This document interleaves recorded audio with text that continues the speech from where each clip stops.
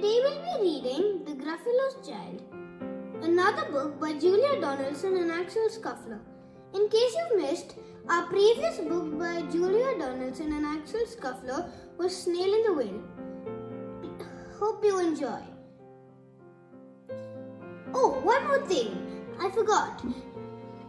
Please enjoy the riddle at the end of the story. Sit back and relax. The Gruffalo said that no Gruffalo should ever set foot in the deep dark wood. Why not? Why not? Because if you do, the big bad mouse will be after you. I met him once, said the Gruffalo. I met him a long time ago. What does he look like? Tell us, Dad. Is he terribly big and bad? I can't quite remember, the Gruffalo said. Then he thought for a minute and scratched his head. The big bad mouse is terribly strong and his scaly tail is terribly long. His eyes are like pools of fire and his terrible whiskers are tougher than wire. One snowy night when the Gruffalo snored, the Gruffalo's child was feeling bored. The Gruffalo's child was feeling brave, so she tiptoed out of the Gruffalo cave. The snow fell fast and the wind blew wild into the wood when the Gruffalo's child. A trail in the snow. Whose trail is it and where does it go? A tail poked out of the log spile house. Could this be the tail of the big bad mouse?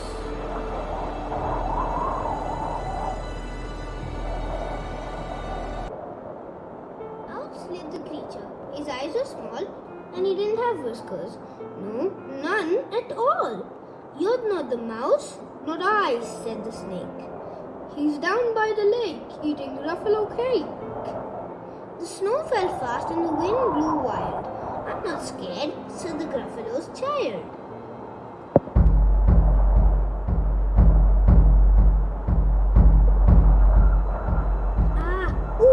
Marks in the snow.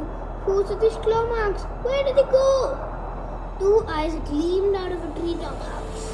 Could these be the eyes of the big bad mouse?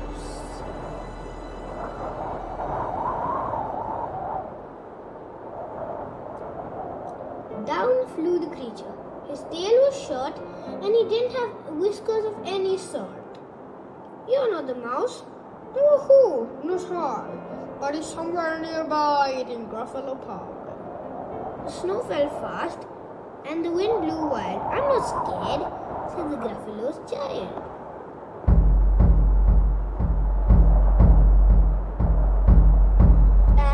A track in the snow.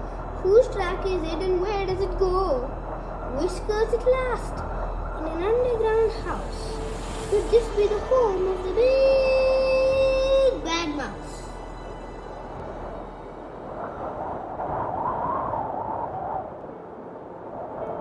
Out slunk the creature. His eyes weren't fiery, his tail wasn't scaly, his whiskers weren't wiry.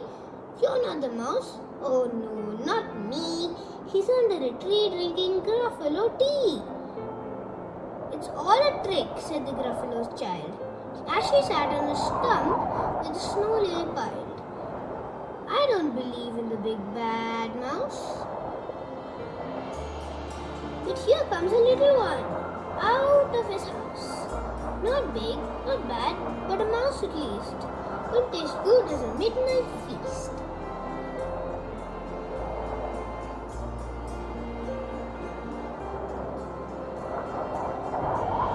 Wait, said the mouse, before you eat, there's a friend of mine that you ought to meet.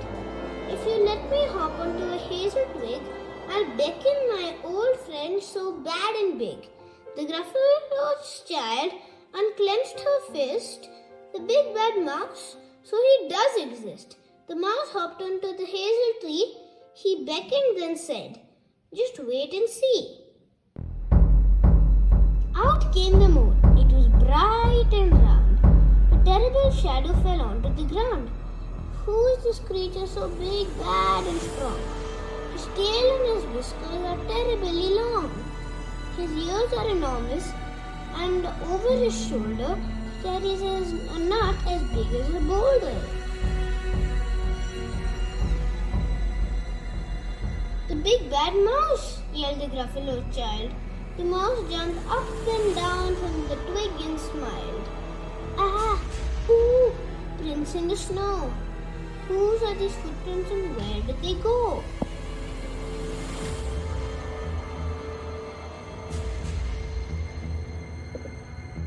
The footprints led to the Gruffalo's cave, but the Gruffalo's child was a bit less brave. The Gruffalo's child was a bit less bold. And the Gruffalo snored and snored and snored and snored and snored. The end. Wait, I forgot about the riddle. Okay. Once, 4 people lived in a house, in a circular house. A mother and 3 kids. One day, the mother baked a fresh batch of cookies and left it in a jar. She went out for a few minutes. She came back and the cookies were gone. Who ate the cookies? She asked them. Who ate the cookies?